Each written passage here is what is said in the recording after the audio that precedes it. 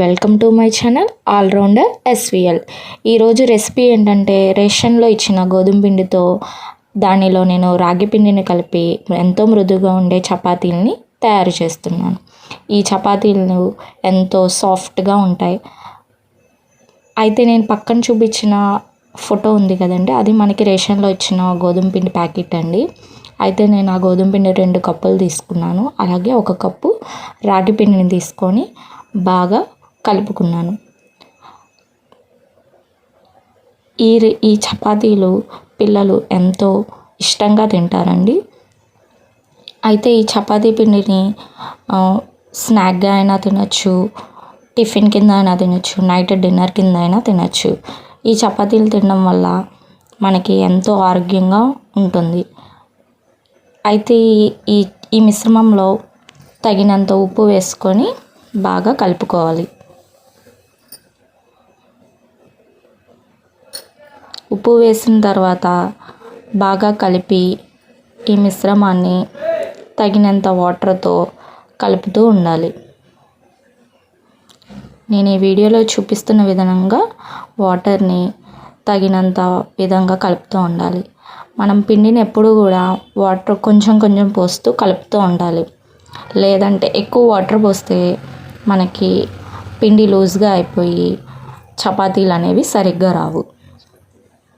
నేను ఈ వీడియోలో చూపిస్తున్న విధంగా కొంచెం కొంచెం వాటర్ పోసుకొని కలుపుకోండి.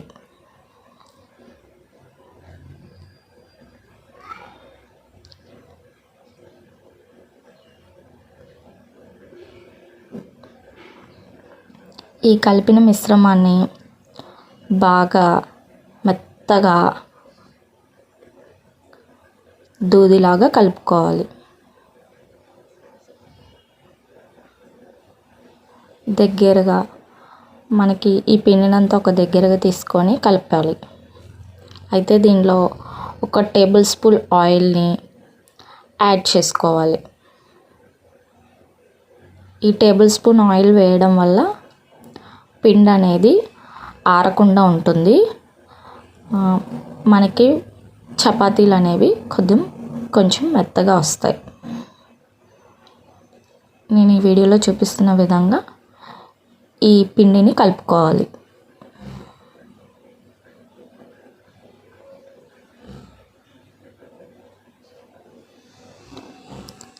ఇలా కలుపుకున్న తర్వాత ఈ మిశ్రమంపై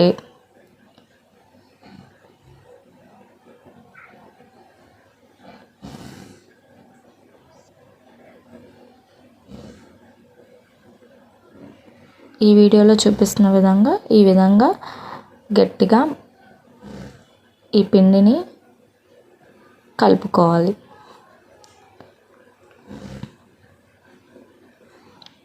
ఇక్కడ చూడండి, నేను వేలుతో ఇలా నొక్కి చూస్తున్నా, అంటే పిండి చాలా మెత్తగా కలుపుకోవాలి. ఇక్కడ కొద్దిగా పిండి తీసుకొని బాల్స్లా చేసుకోవాలి. చూసారా, వీడియోలో చూపిస్తున్న విధంగా బాల్స్లా చేసుకొని ఈ మిశ్రమాన్ని అంతటిని బాల్స్లా చిన్ని బాల్స్ లాగా మీడియం సైజులో చేసుకొని పక్కన పెట్టుకోవాలి.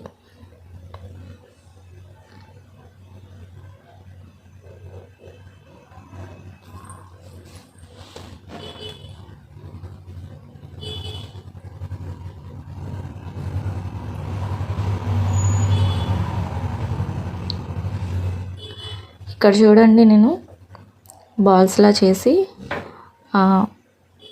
ప్రెస్ చేసి పక్కన పెడుతున్నా. ఇలా ఈ మిశ్రమాన్ని మొత్తం కూడా బాల్స్లా చేసుకొని పెట్టుకోవాలి.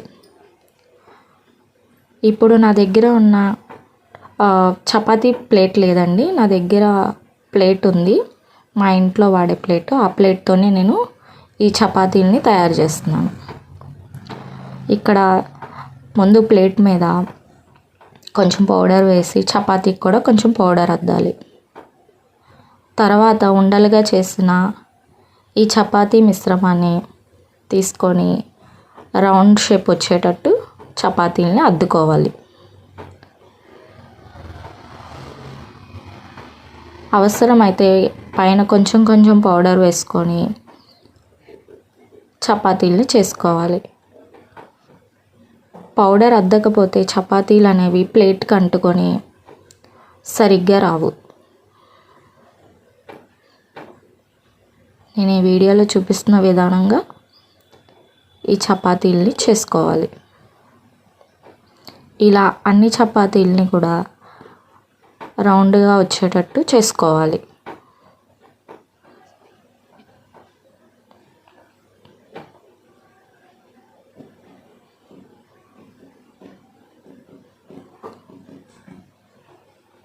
మనం రెగ్యులర్గా చపాతీలని తింటాం కదండి, కానీ ఈ రాగి పిండి కలపడంతో మనకి చాలా హెల్దీగా రెసిపీ అనేది ఉంటుంది. ఇలా నేను అన్ని చపాతీలని రెడీ చేసుకున్నాను. ఇప్పుడు స్టవ్ మీద ప్యాన్ పెట్టి హీట్ చేసి ఆయిల్ని వేయాలి. 1 టేబుల్ స్పూన్ ఆయిల్ని వేసి ప్యాన్ మొత్తం స్ప్రెడ్ చేసుకోవాలి.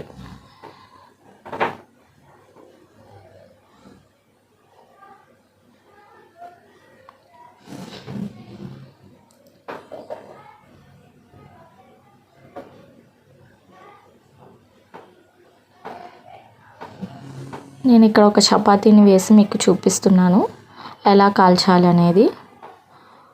చపాతీలు కాల్చడం కూడా ఒక ఆర్టే అండి. చపాతీలు ఫస్ట్ ఒక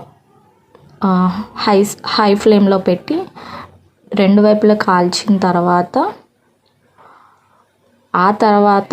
చపాతీకి ఆయిల్ అప్లై చేస్తే చపాతీలు అనేవి పొంగుతాయండి. మీకు వీడియోలో చూపిస్తున్న విధంగా కాల్చుకోండి. చూసారా ఇక్కడ పొంగాయి చపాతీలు.